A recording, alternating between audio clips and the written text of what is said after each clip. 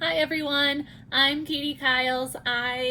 For this week, chose to do a video summary for the 4 articles or chapters that we were supposed to read. So I will get started with chapter 13, which was all about student attitudes and motivation, especially in regards to literacy activities.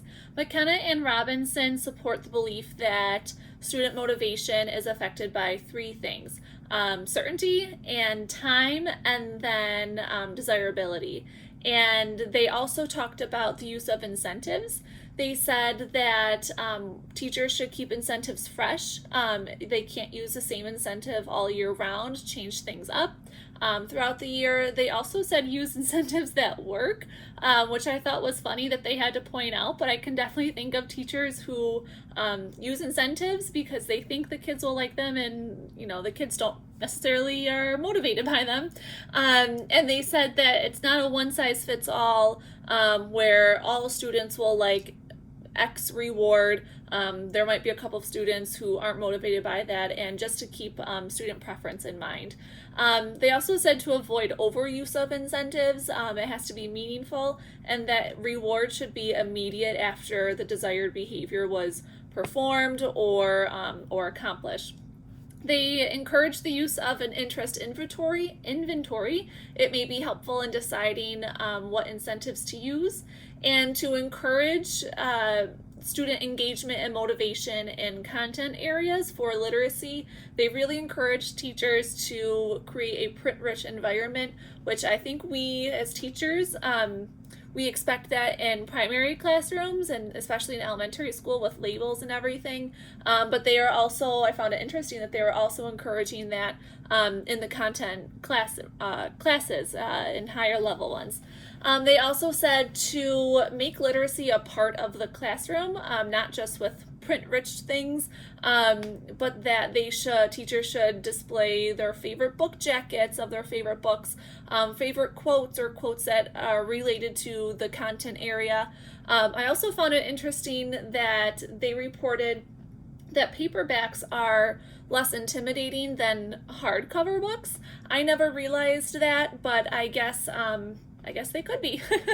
They also encouraged teachers to protect the silent reading time.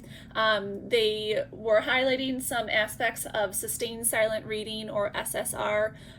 Some teachers call this DEAR, like drop everything and read, setting the purpose for that, and that it's not just a study hall, it's a time that they can sit and relax and read, and they have a little bit of choice in that. Speaking of choice, they said to allow student choice, which might be a little bit more difficult in the content area classes, but they said that you could still allow it whether you are, you give them a 30 question homework assignment, and you tell them to pick any 10 or 15 that they could choose for that homework that night. And they also encourage teachers to assign projects that are interdisciplinary, where they weave together literacy and whatever content subject they are teaching. I will move on to the second article, which was called Building on Common Ground by Janet Allen in 2002. One quote that I thought was really interesting on page 97, it says, using literature as shared text in content classes supports growth in both literacy and content knowledge. And I think that teachers should be using the content areas to not develop only the knowledge of the topics and the facts, but to also develop like the how and not just the what. I have a personal connection to Catherine Lasky's quote, which was referred to by Janet Allen. It was on page 98. She wrote, "I prefer books that answer no questions but raise millions." And as I'm reading through our grad school assignments, I feel like I have a million questions, and I apologize to everyone for my million questions. I hope I'm not too annoying. And then they started to talk about this information quest form, connect new information to previous knowledge, collaborate with people who read different articles on the same topic, and it just seems like it's a way of breathing life into those content area lessons when sometimes they might be a little bit dry. Excuse me. They also said, or she also said, making content connections need to be not only be meaningful, but memorable as well. Kind of make that information come to life and almost make it interactive. Content areas are textbook driven, which she supports that sinks engagement. My question is, so why are districts pouring all of this money into these really expensive textbooks when they may or may not be the best practice? I understand that teachers use the textbooks to kind of guide and drive their planning purposes and as a support. But I'm just wondering, if they are not best practice, why are we spending a ton of money on them? She said that if the task is too difficult, then that leads to lower engagement, and then disruptions and behaviors will start to spike. And I think that a lot of teachers see that all the time, not just with academic tasks, but social tasks. I know when I was working in special education, if I said, okay, zip up your coat, and a student was having that fine motor difficulty of pinching and pulling, then we see behavior spike because the task was too difficult for them. I'm moving my hands and you can't really see them, so I apologize. She shared an exemplar lesson plan using shared reading. It started with a cause and effect in science. That could be a good way to have students discuss some more, but also have a real life example. In the article, she had a kind of like a scary nerve inducing article that she read to the students, and then from there they were able to identify biological triggers. Just another way to kind of have it come to life, followed by a group challenge, direct instruction, and then guided learning. I will move on to the third article, which was When Do I Teach Vocabulary?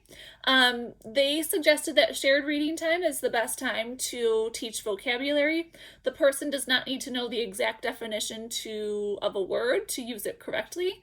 There are a couple different ways to teach vocabulary. There was the incidental word study, which was the student is just left with an idea of the definition, and the exact definition is not committed and locked into their memory. They use context clues to build that meaning, and it could also be used as an inquiry where the students are figuring out those meanings themselves. The second type of word or vocabulary instruction was mediated instruction. That is the development of strategies where they collect new words and they can organize them in their journals or their notebooks. And the teacher could even you give them clues for anticipated words. In the article, they suggested, the teacher said, okay, you're going to find 5 words, and they start with the letter C, B, O, Q, things like that, to kind of give them a little bit more support. And then the third type of vocabulary instruction was explicit word study, and those were words that they absolutely need for success. The example in the article was about aggression and violence, and aggression was listed at least 8 times, I believe, in that article. And she was saying that if students don't understand the word aggression, specifically I think of ELL students, or students who qualify for an IEP, then they just miss the whole gist of the article, when really they could have just pre-taught that vocabulary and kind of build that bridge over it. They encourage the direct teaching of the word, but also allow students to engage with it and build their meanings through connections and life experiences. And then they had a couple different graphic organizers that seemed to be really helpful. And then the last chapter was chapter 7 in our McKenna and Robinson book, 2014. This chapter was all about being purposeful with your reading, with students, and for teachers too. But they said that the purpose needs to be set for reading, and not to just let students out on their own, kind of wandering without really a goal. And there are a couple ways to set that purpose. Asking questions that are formulated by the teacher. The students could formulate their own question. It should be noted that for that type of purpose setting, that students need to have some kind of background knowledge and general idea of what that topic is about. The one that is, I thought, really common is that we just state the lesson objective. I think at least in Engage New York and the ELA modules, that is always almost number one in the lesson plan procedure. They talked about a number of different strategies, but the couple that stuck out to me was this one called construct. It's concept structuring. It requires multiple readings, and the first one is just a really quick, fast read, almost skimming, just to get the idea and the gist of what the article or passage is talking about. And then the second reading is slower, more intentional, where students are able to pick up more details and jot them down. And then the other one I thought was interesting was summary writing. And the points that they were making was just really interesting to me, that it connects reading and writing, and it makes students build their own meaning of, the intended purpose of the writing, and then they are reconstructing that into their own purpose and meaning when they are writing their summary. That was really confusing. Again, I apologize. But they also said that summarizing is a life skill. And I really do believe that sometimes a summary, you ask students for a summary and they regurgitate exactly what was just read on the last 4 pages, word for word. And other students don't really realize what a summary is, and that it's just a short little glimpse into what the passage or the story was about. They did say that students are able to take these strategies and then with more practice eventually make them part of their independent practice.